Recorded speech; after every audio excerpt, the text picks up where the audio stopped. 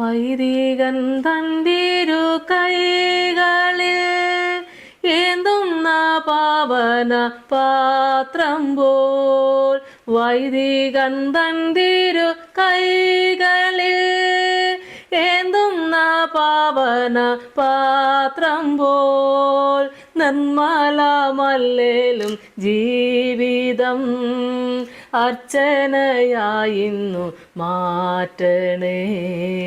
നിർമ്മലമല്ലേലും ജീവിതം അർച്ചനയായിന്നു മാറ്റണേ. കർത്താവിന് എനിക്ക് ഏറ്റവും പ്രിയപ്പെട്ടവരെ, 51 സങ്കീർത്തനം അതിൻ്റെ 3 മുതലുള്ള വചനഭാഗങ്ങൾ നമുക്ക് വായിക്കാം. എൻ്റെ ലംഘനങ്ങളെ ഞാൻ അറിയുന്നു, എൻ്റെ പാപം എപ്പോഴും എൻ്റെ മുൻപിലിരിക്കുന്നു. നിന്നോട് തന്നെ ഞാൻ പാപം ചെയ്തു, നിനക്ക് അനിഷ്ടമായുള്ളത് ഞാൻ ചെയ്തിരിക്കുന്നു. സംസാരിക്കുമ്പോൾ നീ നീതിമാനായും വിധിക്കുമ്പോൾ നിർമ്മലനായും ഇരിക്കേണ്ടതിന് തന്നെ. ഇതാ ഞാൻ അകൃത്യത്തിൽ ഉരുവായി, പാപത്തിൽ എൻ്റെ അമ്മ എന്നെ ഗർഭം ധരിച്ചു. അന്തർഭാഗത്തിലെ സത്യമല്ലോ നീ ഇച്ഛിക്കുന്നത്, അന്തരംഗത്തിൽ എന്നെ ജ്ഞാനം ഗ്രഹിപ്പിക്കണമേ. എൻ്റെ ലംഘനങ്ങളെ ഞാൻ അറിയുന്നു, എൻ്റെ പാപം എപ്പോഴും എൻ്റെ മുൻപിലിരിക്കുന്നു എന്നാണ് സങ്കീർത്തനക്കാരൻ ഇവിടെ ദാവീദ് പറയുന്നത്. എൻ്റെ ലംഘനങ്ങളെ ഞാൻ അറിയുന്നു, എൻ്റെ പാപം എപ്പോഴും എൻ്റെ മുമ്പിലിരിക്കുന്നു. ഇങ്ങനെ ഒന്ന് ചിന്തിക്കുവാൻ, ഇങ്ങനെ ഒന്ന് ധ്യാനിക്കുവാൻ, ഇങ്ങനെ യഹോവയുടെ സന്നിധിയിൽ ഒന്ന് പറഞ്ഞ് പ്രാർത്ഥിക്കാൻ, തൻ്റെ കുറവുകളെ ദൈവസന്നിധിയിൽ ഏറ്റു പറഞ്ഞ് പ്രാർത്ഥിക്കുന്ന ഇത്രയും വലിയൊരു പ്രാർത്ഥന, ഏറ്റവും വിലപ്പെട്ട പ്രാർത്ഥന തന്നെയാണ് ദൈവമക്കളെ. ദൈവത്തിന് സ്തോത്രം. ആരും അത് ചൂണ്ടിക്കാണിച്ചു കൊടുക്കാതെ തൻ്റെ കുറവുകൾ ദൈവസന്നിധിയിൽ ഇറക്കി വെച്ച് പ്രാർത്ഥിക്കുന്ന അത്രയും വലിയ ഒരു പ്രാർത്ഥന. സ്തോത്രം.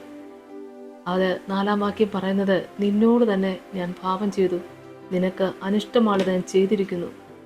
സംസാരിക്കുമ്പോൾ നീ നീതിമാനായും വിധിക്കുമ്പോൾ നിർമ്മലനായും ഇരിക്കേണ്ടതിന് തന്നെ. നിന്നോട് തന്നെ ഞാൻ പാപം ചെയ്തു, നിനക്ക് അനിഷ്ടമായത് ഞാൻ ചെയ്തിരിക്കുന്നു എന്ന് ഒരു വ്യക്തി ദൈവത്തിൻ്റെ സന്നിധിയിൽ ഏറ്റു പറഞ്ഞ് പ്രാർത്ഥിക്കുക എന്ന് പറഞ്ഞാൽ ആ പ്രാർത്ഥന മനസ്സ് തുറന്നുള്ളൊരു പ്രാർത്ഥനയാണ്.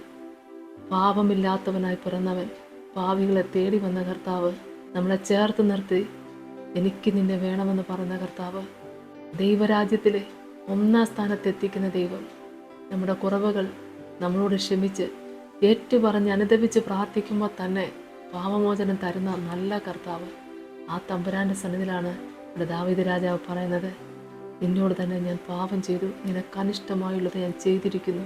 ഇവിടെ ആരെയും കുറ്റപ്പെടുത്താനോ ആരെയും പഴിചാരാനോ ഇല്ല. തൻ്റെ കുറവുകൾ ദൈവത്തിൻ്റെ മുമ്പാകെ ഏറ്റുപറഞ്ഞ് പ്രാർത്ഥിക്കുന്ന ഈ വളരെ മനോഹരമായ നിമിഷം എൻ്റെ കർത്താവിൻ്റെ കാത് തീർച്ചയായിട്ടും ഈ പ്രാർത്ഥനയ്ക്ക് ചായ്ച്ച് ഇറങ്ങി വന്ന ദൈവം അനുഗ്രഹിക്കുമല്ലോ. സ്തോത്രം. 5-ാം വാക്യം പറഞ്ഞു, ഇതാ ഞാൻ അകൃത്യത്തിൽ ഉരുവായി, പാപത്തിൽ എൻ്റെ അമ്മ എന്നെ ഗർഭം ധരിച്ചു. അന്തർഭാഗത്തിലെ സത്യമല്ലോ നീ ഇച്ഛിക്കുന്നത്, അന്തരംഗത്തിൽ എന്നെ ജ്ഞാനം ഗ്രഹിപ്പിക്കണമേ. ഇതാ ഞാൻ അകൃത്യത്തിൽ ഉരുവായി, പാപത്തിൽ എൻ്റെ അമ്മ എന്നെ ഗർഭം ധരിച്ചു എന്ന് പറയുമ്പോൾ ദൈവമക്കളെ, ജനനത്തിൽ തന്നെ തൻ്റെ തെറ്റുകുറ്റങ്ങളെ, ആ കുറവവശങ്ങളെ ദൈവസന്നിധിയിൽ ഏറ്റുപറഞ്ഞ് പ്രാർത്ഥിക്കുന്നൊരനുഭവം. ദൈവത്തിന് സ്തോത്രം. ഇതാ ഞാൻ അകൃത്യത്തിൽ ഉരുവായി, പാപത്തിൽ എൻ്റെ അമ്മ എന്നെ ഗർഭം ധരിച്ചു എന്നാണ് പറഞ്ഞ് നമുക്കെടുത്ത് പറയാൻ എന്ത് ഗുണമാണ് ദൈവമക്കളെ ഉള്ളത്. സ്തോത്രം. വിളിച്ച് വേർതിരിച്ചത് എവിടെ നിന്ന് ചോദിച്ചാൽ താണ കുഴിയിൽ നിന്നും കുഴഞ്ഞ ചേറ്റിൽ നിന്നും. തീർച്ചയായിട്ടും നമ്മളെ മനസ്സുകൊണ്ട് ദൈവത്തിൻ്റെ സന്നിധിയിൽ നമ്മുടേതായ ഉറവുകൾ ഇറക്കി വെച്ച് പ്രാർത്ഥിക്കുമ്പോൾ ദൈവം തീർച്ചയായിട്ടും മോചനം തരിക മാത്രമല്ല, ഒരു വലിയ ശുശ്രൂഷയ്ക്ക് തന്നെ ദൈവം നമ്മളെ ആക്കി തീർക്കുന്നില്ലേ. മത്തലക്കാരത്തി മറിയെക്കുറിച്ചും അടുത്ത ദിവസം ഞാൻ പറയുണ്ടായി. ദൈവമക്കളെ, പാപമോചനം അവൾ പ്രാപിച്ചത് കർത്താവിൻ്റെ തിരുസന്നിധിയാണ്. ആമേ സ്തോത്രം. പിന്നെ പാപത്തിലല്ല അവൾ ജീവിച്ചത്, ക്രിസ്തുവിലത്രേ. എൻ്റെ യേശു കർത്താവ് മരിച്ചിട്ട് ഉയർത്തെഴുന്നേറ്റ് ആ വലിയ സത്യം ക്രൈസ്തവ ലോകത്തോട് പറയുവാൻ തക്കവണ്ണം ഒരു സുവിശേഷ വേലക്കാരിയായി കർത്താവിൻ്റെ തെരഞ്ഞെടുപ്പ് എത്ര വലുതായിരുന്നു. സ്തോത്രം. ഇന്ന് നമുക്ക് ദൈവസന്നിധിയിൽ ഏറ്റുപറഞ്ഞ് പ്രാർത്ഥിക്കാം.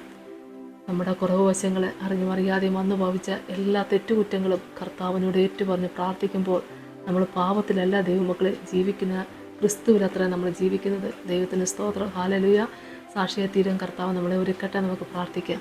സ്തോത്രം. കർത്താവേ, കരുണാസമ്പന്ന എൻ്റെ സ്വർഗീയ നല്ല ദൈവമേ, കർത്താവേ, ഈ തിരുവചനത്തിൻ്റെ മുമ്പിൽ അടിയങ്ങളൊക്കെയും താഴ്മയോടെ, വിനയത്തോടെ, വിശ്വാസത്തോടെ, ഭയഭക്തിയോടുകൂടി ദൈവത്തോട് അപേക്ഷിക്കുന്നു. കർത്താവേ, ദാവീദ് രാജാവ് എത്ര നിഷ്കളങ്കമായ ദൈവസന്നിധിയിൽ പ്രാർത്ഥിച്ചു. ഈ പ്രാർത്ഥനയ്ക്ക് ഉത്തരം കൊടുക്കുന്ന ദൈവം തലമുറ തലമുറയായിട്ട് കർത്താവെ ആ വാഗ്ദത്തങ്ങളെ നിറവേറ്റുന്ന ദൈവത്തിന് നന്ദിയോടെ സ്തോത്രം. എൻ്റെ കർത്താവെ, സകല ജനത്തിന് വേണ്ടിയും പ്രാർത്ഥിക്കുന്നു. എൻ്റെ കർത്താവെ, ഈ ശുശ്രൂഷയിൽ പങ്കുചേർന്നുകൊണ്ടിരിക്കുന്ന എല്ലാവർക്കും വേണ്ടി പ്രാർത്ഥിക്കുന്നു. അറിഞ്ഞും അറിയാതെയും ചെയ്തു പോയ സകല പാപങ്ങളും എൻ്റെ കർത്താവെ, ഈ ജനത്തോട് ദൈവം ക്ഷമിക്കണമേ എന്ന് പ്രാർത്ഥിക്കുന്നു. അതിനായി പ്രാർത്ഥിക്കുന്ന എൻ്റെ മഹാപാപത്തെ ദൈവം ക്ഷമിച്ചുകൊണ്ട് സകല ജനത്തെയും കർത്താവെ പാപമോചനം കൊടുത്ത് ദൈവം അനുഗ്രഹിക്കണമേ.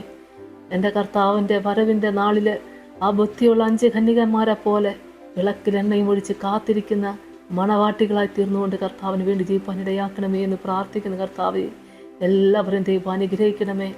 കാൽവരി ക്രൂശിലെ കുഞ്ഞാടിൻ്റെ തിരുരക്തത്താൽ മുദ്ര വെച്ച മക്കളായി തീർന്നുകൊണ്ട് കർത്താവിന് വേണ്ടി ശ്രേഷ്ഠമേറിയ വേല ചെയ്യുവാൻ ദൈവം സഹായിക്കണമേ എന്ന് പ്രാർത്ഥിക്കുന്നപ്പാ. പാവികളെ തേടി വന്ന നല്ല ദൈവം എൻ്റെ കർത്താവെ, അതെ, ആ വചനം ഞങ്ങളുടെയൊക്കെ ജീവിതത്തിൽ നിറവേറുന്നു ഞങ്ങൾ വിശ്വസിക്കുന്നപ്പാ. ഹല്ലേലൂയ. എടുത്തു പറയാൻ ദൈവം തന്ന നന്മയല്ലാതെ മറ്റൊന്നുമില്ല കർത്താവെ. ദൈവനാമ മഹത്വത്തിന് വേണ്ടി അടിയങ്ങളെയും എടുത്തുപയോഗിച്ച ദൈവത്തിന് സ്തോത്രം ചെയ്യുന്നു, സ്തുതിക്കുന്നു. ഈ ശുശ്രൂഷയിൽ പങ്കുചേരുന്ന എല്ലാവർക്കും വേണ്ടി പ്രാർത്ഥിക്കുന്നു.